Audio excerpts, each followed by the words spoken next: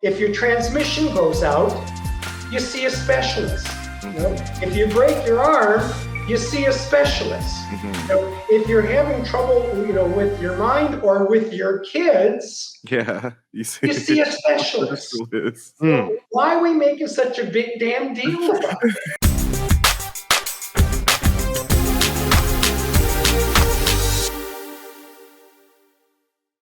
What's going on, guys? Welcome to another edition of Dads on Purpose, the podcast. I'm your host, Josh Ashford, and as always, got the big homie KB, Mr. Kevin Brigance. Kev, mic check. How you doing, man? What's up, baby? I got the mic back. I'm so glad because, if anybody heard last week's episode, when Kev tried to do his intro, it went dead. There was radio silence. Tried to use the AirPods. He learned his lesson. We talked about him, and now he's back. Dr. Larry, we have Dr. Larry here with us. Doc, how you doing, sir? I'm doing great. Good. Oh man, I'm excited. I'm really excited about this because we've had doctors on before. So we had Dr. Rob on and Dr. Rob Dill, anesthesiologist. We had Dr. Tanya on. We had Dr. Kristen Gilliam. But we've never dealt with the psychological portion of it. And I'm like really excited to talk about this. But Doc, if you don't mind, you have such a extensive bio. I'm not going to go through it all, but how would you introduce yourself? How do you introduce yourself to people? On shows, not the people. As a semi-retired clinical forensic psychologist.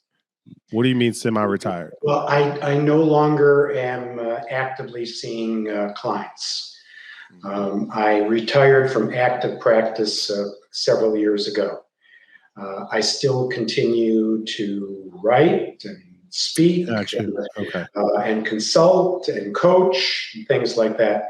But I'm no longer running a therapy practice. You spent 45 years as a forensic psychologist, correct? Correct. What does that mean? Man, he was taking white tape and he was getting into your mind and he was white lining your mind saying, hey, I know what's wrong with you. It's your brain. No, I'm just messing. The forensic part of my practice was probably the last 20 years or so. And basically what that refers to is legal and court work. So I did a lot of work with the courts in the family court arena. I did close to 100 court-ordered custody evaluations. I was also a parenting. Is that like CASA, or do you know what CASA is? No. CASA stands for Court-Appointed Special Advocate, and they basically step in and speak on the child's behalf. Yes. Basically, doing a custody evaluation. Again, this was in Phoenix, Arizona. The judge would appoint me to evaluate the entire family. Wow. And so I would evaluate all the important parties. Yeah. Sometimes including grandma and grandpa, particularly if she lived there or was very active with the child, and the kids and so forth. And then I would submit a report with my recommendations as to what I thought was in the best interest of the children.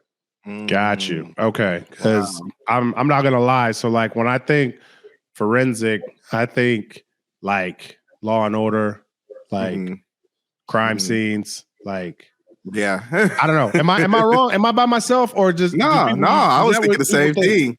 I was thinking the same thing until he started describing it, and then I started thinking like, yeah, because you got to get so much evidence. You got to go and hunt down and really investigate. Like, man, I'm really interested. Like, is that something that always happened in Arizona? And when would you be appointed? Like, at what point would you have been called in to be a forensic psychologist in the act of family? What is that? Family protective services. Family CPS? law, right? Yeah, family law. Yeah, that's it. It would vary. Sometimes the judge would meet with parties, mom and dad, and he would see that they were quite angry and not able to communicate. And one wanted to one up the other, and so on. And the judge would say, "Look, under these circumstances, I can't weed through this, so I'm going to assign a family study in this case." Sometimes both attorneys would say, "Yes, we want a family study here." Got you. And I got it. And then the judge would appoint. I know what you do now. I got it. So here's where I want to start. And I don't. This is a pie in the sky question, and so feel free to take it wherever you want to go. But with you having so much experience and seeing, I don't even know if the term is the worst of the worst, but just people that can't, like you said, agree or communicate. They don't know how to figure it out. And so I tell people all the time, like, if you don't have a plan for your family, the government does. And so enter Dr. Larry. But here's my question. Here's where I want to start this off. Where do we typically get it wrong? As parents raising kids, with all your experience that you typically see, like typically, where do we get it wrong? I think the first thing I'd probably say here is that they don't do their homework. You become a parent, and you just fly by the seat of your pants. That's kind of what I'm doing right now, Doc. So I'm in the red. There's a science to this. Yeah. There's books out like mine, for example. I see what you did. I'm not upset. Plug it if you want to. What book will we be talking about? Well, my first two books are referred to this particular issue. Actually, my first two and my last one. My first book I did back in 1984, but there's been a couple of editions since. It's entitled "Who's Raising Whom?" And in that, I teach parents the science, if you will, of child management. It's really not that complicated. Yeah. But the truth of the matter is, parents, frankly, more often than not, get it, pardon the expression, ass backwards. Yeah. I'm a very strong advocate of the behavioral school of parenting. Gotcha. And basically what that means is to pay close attention to the child's behavior and the consequences of that behavior. Making it as simple as possible. Okay? Absolutely. Good classic example. This has probably happened across this country 5,000 times or more. Okay, little 7-year-old Billy prior to dinner says to mommy, "Mommy, I want a cookie. I'm hungry." And mommy says, "Billy, no cookie. It's going to spoil your appetite. Dinner is going to be in about 15, 20 minutes. But I want a cookie. Billy, I told you, you're going to spoil your appetite. Wait for dinner. And if you eat a good dinner, then you can have your cookie. But I want a cookie." I'm just trying to get dinner. All right, here, take your damn cookie and leave. All right. Now, looking at that and so forth, okay, from the kid's perspective, what did he learn? If I throw a fit, I can get what I want. Right. Yeah. And I have to ask at least 3 or 4 times before I get it. So that the first time when mom says no, what I've learned is, we just got started, you see. Okay. Meanwhile, mom the following morning, is talking to her neighbor and says, "I don't know my kid. He is the most stubborn kid I've ever seen." Well, was he born with that? Or did somebody shape that, you see? Yeah.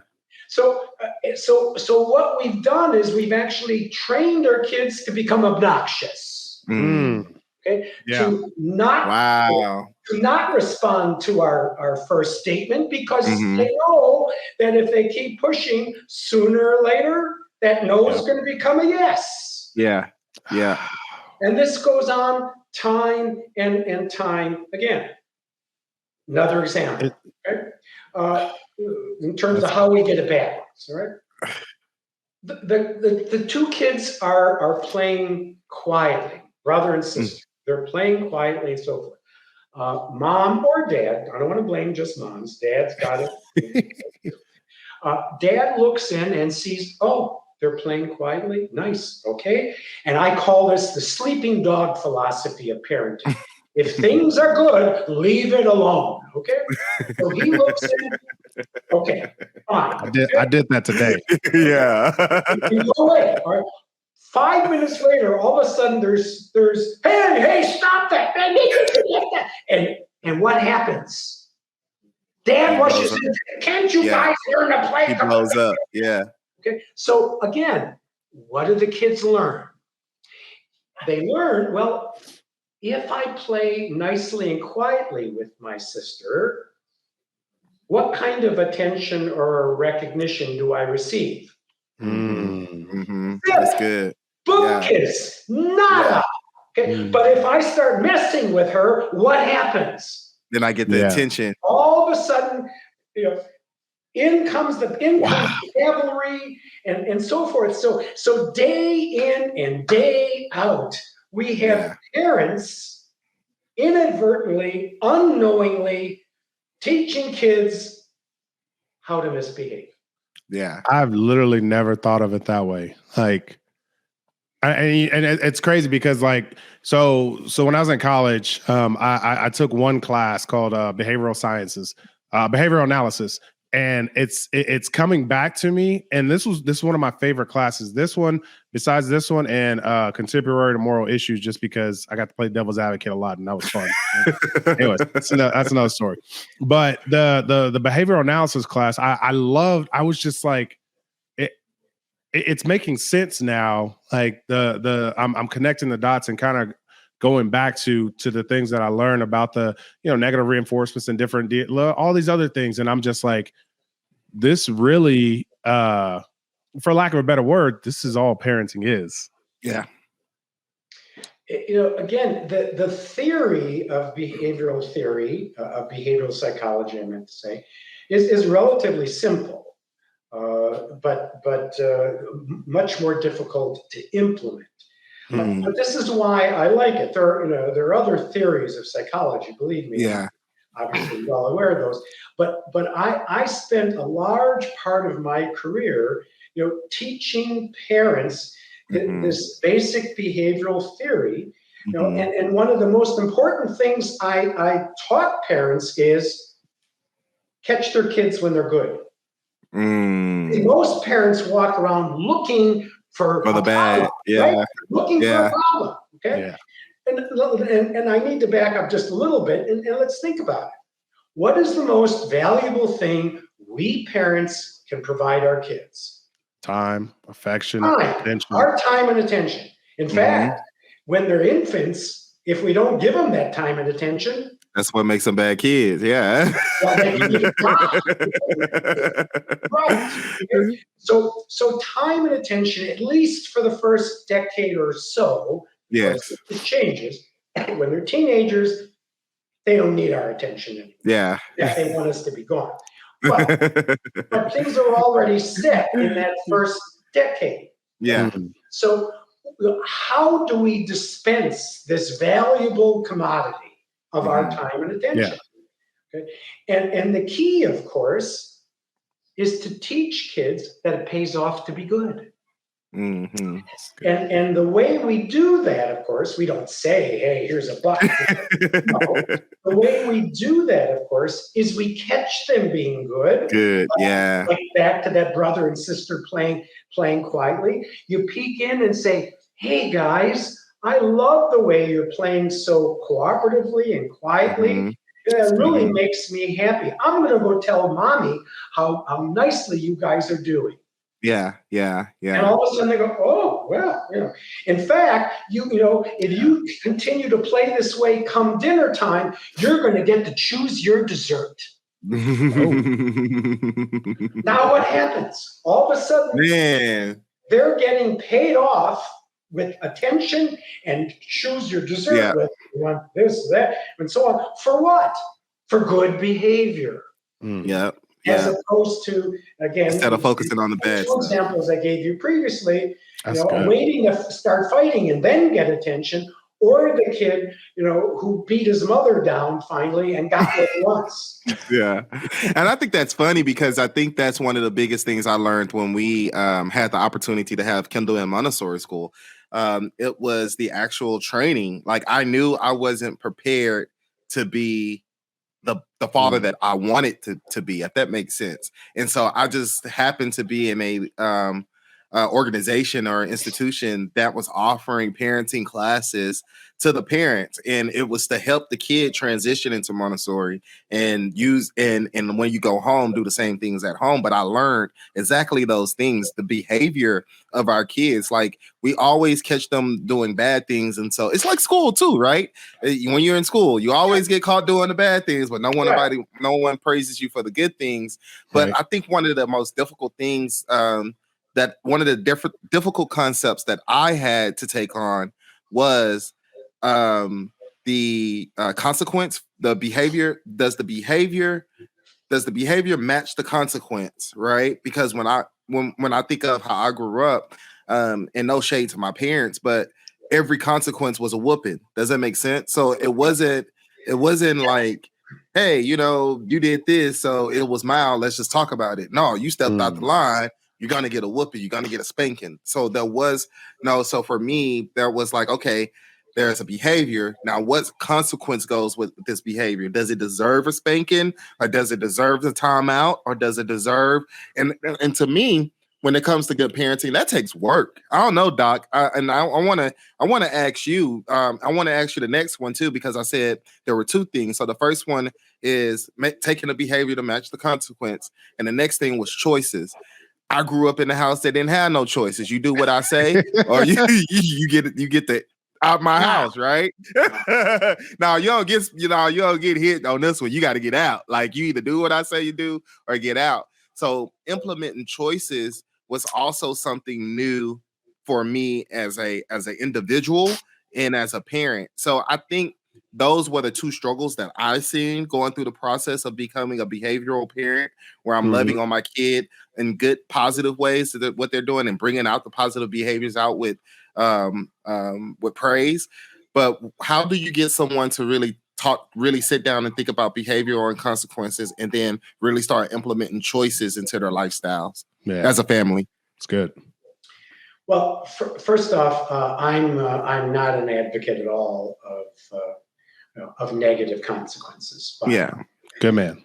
Because if you do this right, right from the get-go, early on, they learn that, again, behaving in this manner. As I used to say all the time, my kids manipulate me. My kids manipulated me all day long. Yeah. They behaved well, and they got my attention. Yeah, okay. See, that was the program that we had going. Now, they did. See, remember, kids are born naked and naive. They don't know what's good, bad, or indifferent. My kids didn't know that they were being trained by, someone who's well trained and so forth. As far as they were concerned, this is just normal. You did these things and you got rewarded and praised, and therefore you continued to do it. Now, I'm not saying they were always perfect, and there were times, of course, when they tested something or they misbehaved or whatever. Now remember, what did we just say is the most valuable thing that we can give them? Time. So what do you think I did when they misbehaved? Gave them time. Yep. Oh, I didn't. We took away the time. I walked out of the room. So, so they might, whatever, like, I remember once when Chad was like 3, he thought, I'm going to get Dad's goat. I'm going to go and play with his stereo system, which he knew that, I was supposed to touch, not him. And I could see it in his eyes. He's doing it. He's like, Dad, look what I'm doing. He's trying to get a response from me. And I walked out of the room. So what fun is it playing with the knob when Dad's not there to get his goat? You know what? I'm sorry. I'm gonna let you jump back into this because it's crazy because it's clicking to me right now. So my 18-month-old, so like she loves to run down the hallway. And she knows she's not supposed to run down the hallway. Right. And so she'll stand next to the hallway and like smile and take off running. And so me and my wife will always be like, oh, it's your turn to go get her. So we'll go get her. She's in her room sitting in a little rocking chair just waiting for us. Exactly. But if we don't go and get her, she'll come back. Yes. Yeah. And do it again. No. She'll just come back. And she'll stay, and she'll stay where she's supposed to stay because we're not chasing her. We're not going to get her. Like we're not paying attention to it because that's not what she's supposed to be doing. And so it's like light bulb, Josh. Keep going, Doc. She's 18. Now think about this. She's 18 months. Yeah. And she's manipulating you. Yeah. Yeah, you getting punked by an 18-month-year-old. Hey, I didn't say he said that. I did. I'm not upset. I'm upset at myself. I'm not upset at him. He's just telling the truth. See, again, it's ask that important question. Okay. Yeah. Look at the behavior. What is the consequence? Okay? She runs down the hall and the parent runs after her and says, how many times do I have to tell you don't run down the hall? She's thinking, forget those words. This is a fun game. I get to run down the hall and Big Daddy comes running after me. I'm in charge here. Yeah. I've said this probably 100 times in my career. And I've said this to many parents. And I said, look, do this little experiment. Okay. The next time your kids start squabbling, okay, which of course happens, I want you to pick up, stand up, don't say a word, walk into your room, keep the door open, and sit on the edge of the bed and look at your watch and see what happens within the next 15 seconds. And I get many parents say, what? That's crazy. There'll be blood on the floor. I said, please, I've been doing this a half century. Trust me. And what they always say is what happens, okay? The kids are squabbling in the other room. Mom walked away. Ostensibly, that gives the kids freedom to go maim each other, right? Does that happen? Nope. They stop. What happens in 15 seconds? Where the kids? Oh, Doc, I think we're losing you, man. You got that Phoenix right on Wi-Fi in front of Mom. Is why the kids squabbling. Doc, I don't even think you heard me. It's not working. No. You're still there. It's coming in and out. Okay, all right. You know what? It's the government because they know you're giving us good advice.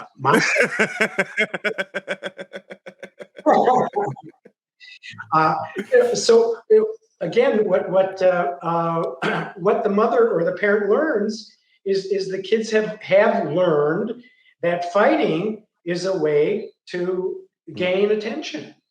And when my kids used to squabble, they were 4 years apart, didn't happen that much, but whenever it squabbled, I was gone.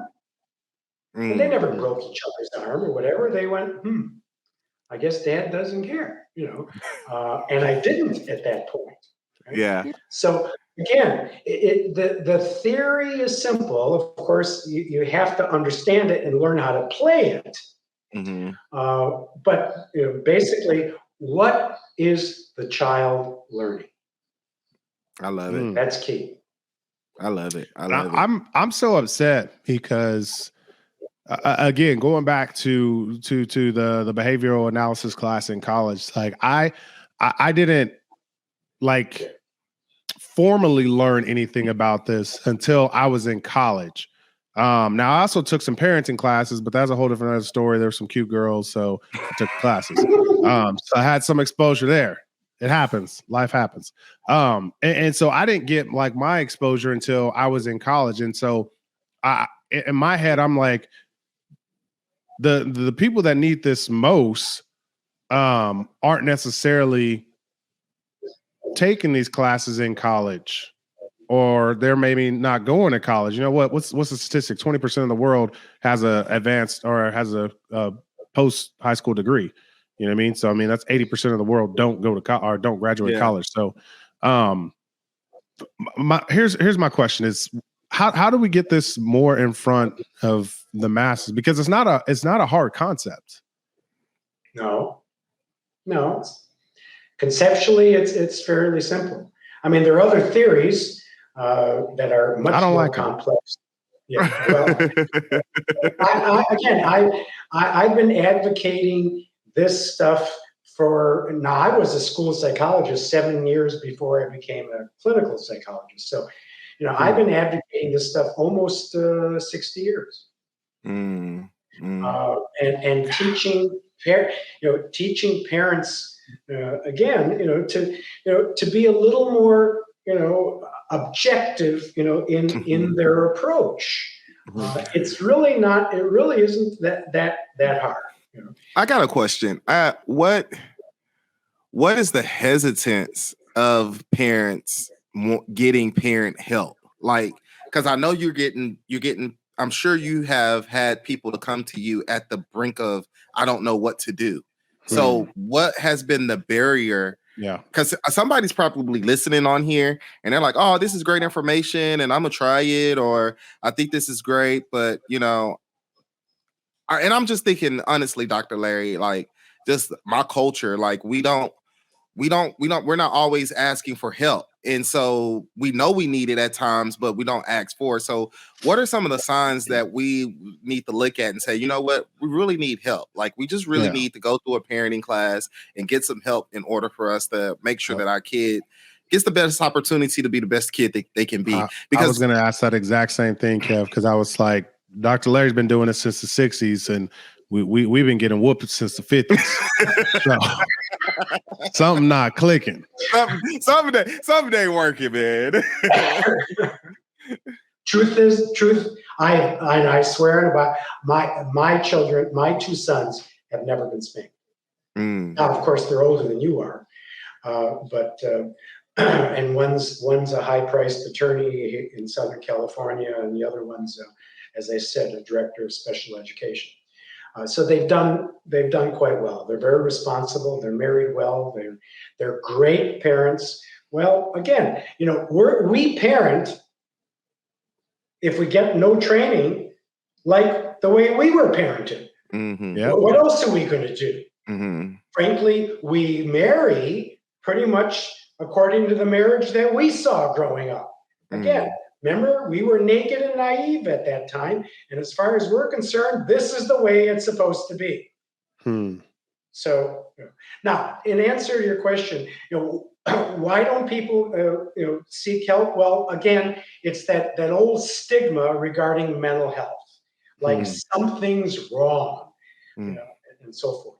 And the one thing I'll tell you that I can say is positive about this COVID stuff is that there's more and more talk now, because so many people are super stressed, that there's no shame in seeking mental health help. I've been saying this again for better than a half century. If your transmission goes out, you see a specialist. If you break your arm, you see a specialist. If you're having trouble, with your mind or with your kids, you see a specialist. Well, why are we making such a big damn deal about it? I mean, again, if you find yourself screaming all day long and frustrated, and I'll tell you, I've had dozens of parents say, Dr. Waldman, I love my kid, but sometimes I really don't like him. Well, yeah, I understand that. But truth is, it's not the kid's freaking fault. Yours. You expect a 10-year-old? I remember I've had thousands of cases, but I remember one time the mother said to me, Dr. Waldman, when I put Billy to bed that one night, I sat on the edge of his bed and I said, Billy, please, tomorrow when you wake up, will you behave? And I said, prayer is nice, but I don't think it's going to cut it, to be honest. Right. I like that. I got something for that. But I think what I just heard too was good parenting is good mental health. Like if you can parent well, you can be better mentally at home too.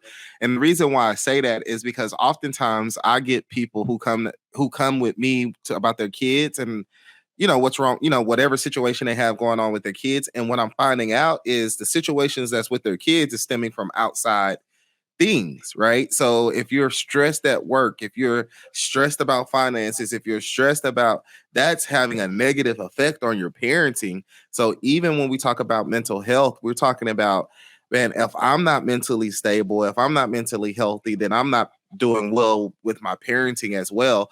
Because sometimes even when I'm talking to the kid and they tell me what happened, I'm like, yeah, I feel you. I will be mad too. And then I got to go talk to the parent and be like, so let's talk about this. You know what I mean? So I think that I heard that in that, like, good mental health will also bring good parenting.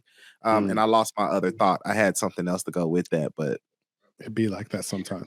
And your point's well taken. And again, a parent has to understand, that the child is innocent.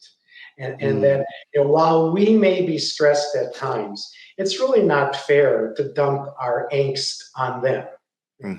No, I mean, we have to, again, it's our job, to raise responsible, resilient children. Yeah. And that's our job. In fact, I go around the country and I do presentations for mental health providers on how to coach parents, just like what we're talking here. I want to pick your brain on some psychology and parenting, because oftentimes when we talk about parenting, we often talk about 0 to 8, right? 0 to 10 or preteen. I got a teenager. So it's a little bit different on this end. And one of the things that I'm noticing and aware of is no matter what kind of tone I want to set, I'm still competing with, whatever she's experiencing or going through. And so in parenting, understanding like the way that I parent, the way that I feel goes back to her. And there's been times I've always said on this podcast, there's been times where I've did something or said something, had to go back and be like, hey, I apologize for screaming at you or being mad or frustrated. But what happens in these teenage years, since you've been there, done that, and helped a lot of teen parents through this, how do we adjust in these teenage years when the values seem to be kind of tipped off? Because the anger, the upset, the frustration, and you're like, hey, we want you to be happy. And I'm not saying this is particular how she does, but this is just some of the moods that you see even in all teens, right? You're wanting to be excited and happy for them in life, but they're always like in a rut. Like how do we push through that? How do we help our teens and our teen parents to cope with that as their teens start to develop and transition into young adults? Well, first off, they could start by reading my third book, which is entitled Coping with Your Adolescent. But yes, thank you. It's a different ballgame, of course. Okay. Mm-hmm. Yeah. Now the rules change. And I used to tell parents all the time, you can't parent a teenager the way you parent a 6-year-old. Absolutely. You can tell a 6-year-old, you're going to do this because I said so. Well, okay, try that with a teenager. No. Although here again, some of the principles still apply. Again, because you ask a teen, when does your dad speak to you? Mm. And 9 times out of 10, the teen's gonna say, well, when he's pissed off. So I used to counsel teens all day long. I did plenty of that, and many times the parents would say, I don't think he's going to say much to you. I really don't. He'll probably be in and out and so forth. And we come out an hour later, and the parents are going, he was talking to you. We had a very nice conversation the whole time. Yeah. How did that happen? Yeah. Well, here's why. Because one of the mistakes that parents make when they, again, 9 times out of 10, when they are with their teen, they're angry, or they're preaching, and so on. And come on, what kid wants to hear that? Yeah. And the conversation is one of this. Yeah. So if my kids weren't total angels, believe me. In fact, they were far better than I was, but I was different. I would say, well, so what do you think about this? Mm-hmm. That's good. Okay. Or tell me more about that. Mm. How did that make you feel? Mm-hmm. What do you think about, and so on. So I'm having conversations like this, because again, and there's plenty of data to support it. I've seen studies where they actually monitor conversations with parents and kids or teens. And what they found is, on average, parents did better than 90% of the communication, and the kids spoke 10%, and the 10% consisted of yeah, no, maybe. You know what? I find that so true, and I know Kev can attest to this, because Kev, I know you deal with a lot of teenagers at your church and in the schools, and so when I volunteer, I spend a lot of my time at my church with our high school students and our college students, and parents are amazed. This even goes to with my nieces, my brother and sister-in-law. They're surprised at the information that I get from them, simply because I just talk to them instead of talking at them, and just having conversations. And it's crazy, because you do these things every day. But you don't really pay attention to it. But when you have someone like Dr. Larry come in here and says hey, this is why this is happening, you're just like, oh yeah. Actually, my 18-month-old, manipulated me to run down the hall. Absolutely. But no, that's good, man. That makes so much sense. If we just talk to them instead of at them. And when they screw up, I mean, they will. I mean, you can raise the roof, and so on. But think about it. If a kid makes an error, and we all do, we want them, at least in theory, to understand what they did and what they ought to do instead the next time. Yeah. But if we're pounding the table and you're grounded till Halloween, or is the kid thinking, oh gee, I really screwed up? No, the kid's thinking, my dad is such an idiot. Yeah. I mean, I remember once, the mail came we opened up the mail, and there was a photo ticket of our son, perfect picture of driving, of being photo radar picture, 13 miles over the speed limit. Okay. And so he came home, and we laid it right on his desk. He came home, and he comes out of his room, and he goes, I knew this was coming, because there was the flash, and he knew he was toast. And he said, "So, what? No car for a month?" And I said, "Well, then who's going to take you to school?" I'm sure. So I said to him, "So how are you going to handle this?" That's good. And he went, "Well," I said, "I read it. It looks like you've got to attend an 8-hour class a week from the Saturday, and it costs $65. So what you gonna do? What's your plan?"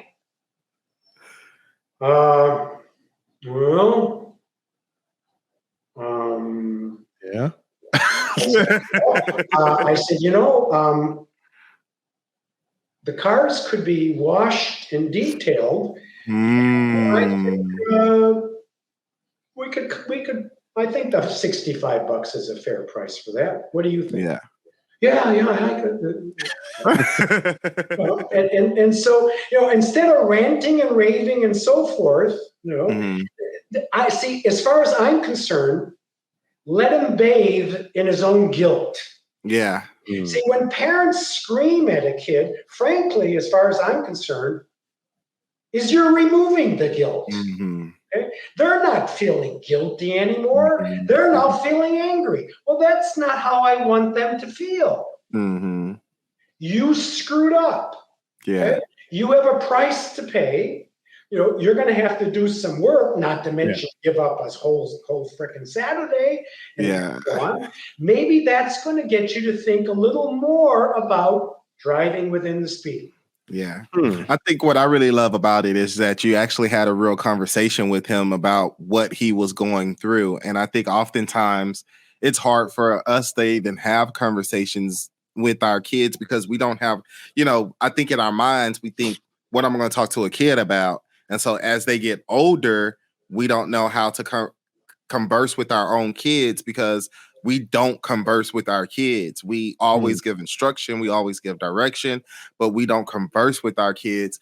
Today, we went to the grocery store and after I picked her up from school, and when we got to the grocery store, she was like, "No, I want to sit in the car." And I was like, instead of just being mad and upset and frustrated that she wanted to sit in the car, I was like, "Listen, one day you're going to have to go grocery shopping." And she was like, I know, but I don't feel like it. Well, guess what? I don't feel like it neither.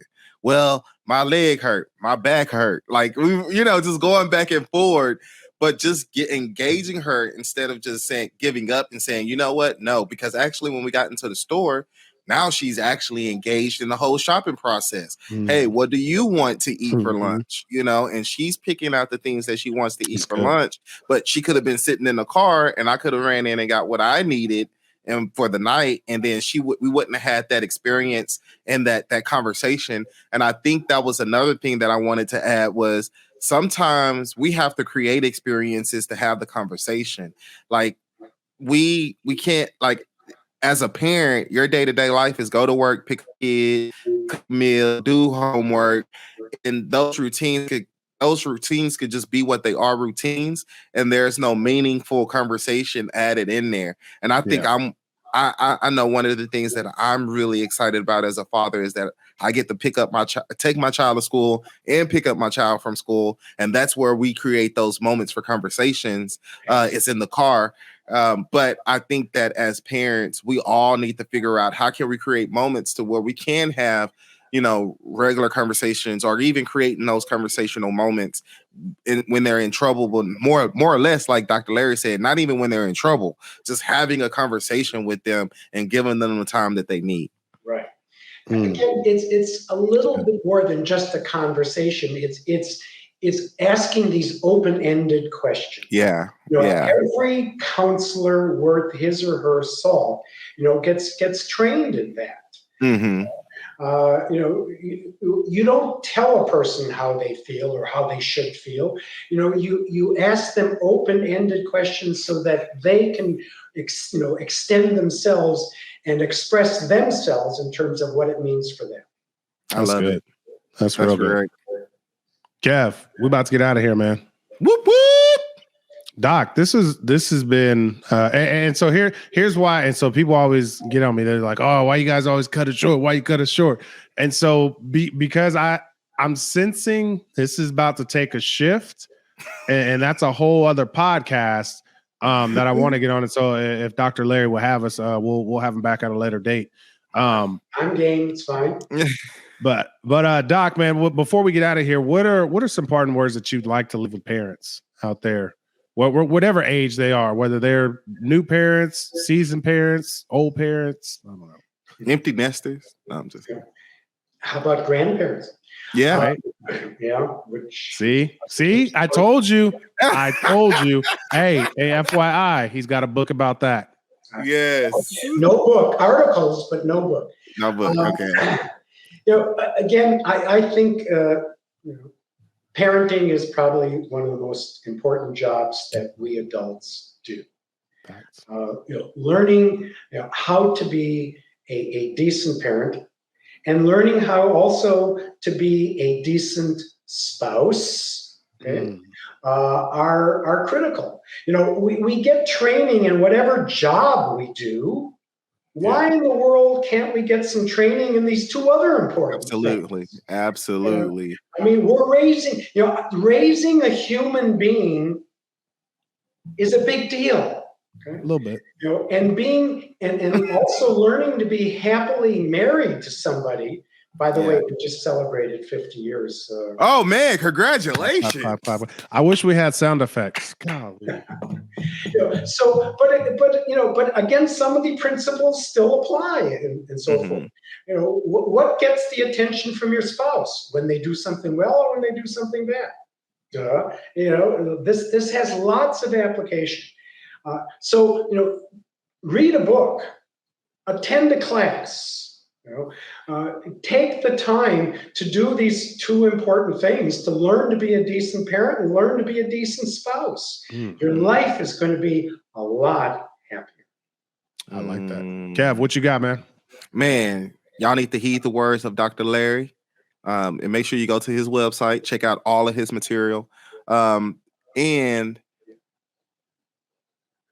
be really, really, really be intentional about what it is that you want to do for your kid. Like we say that we want to develop our kids. We say we want, I think the work is saying, hey, you know what? I am going to be a better father.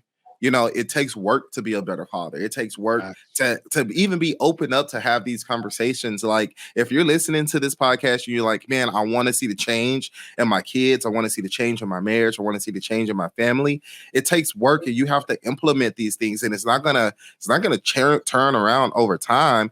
Even when I transitioned from preteen to teen, there was a rocky transition because of hormones and changing of thoughts and all those good things. So we had to adjust the way we were parenting, or adjust the way that I handled the situation. So parents, give them time, be patient, and ask open-ended questions. And they're not too young to ask open-ended questions. Just don't 3 words or less. 3 words or less. They can't take a whole sentence. 3 words or less. Listen, my 3-year-old, I'm amazed daily at the conversations that she has with me, and I'm just like, who raised you? I don't know, but apparently, you know what? I think we're doing something okay. Everybody out there, man, thank you guys for joining us. You guys like the podcast, subscribe to the podcast, share the podcast, tell 3 people about you, tell 3 people about us. I'm messing up my words. We love you. Thank you so much. Take care. God bless. Peace.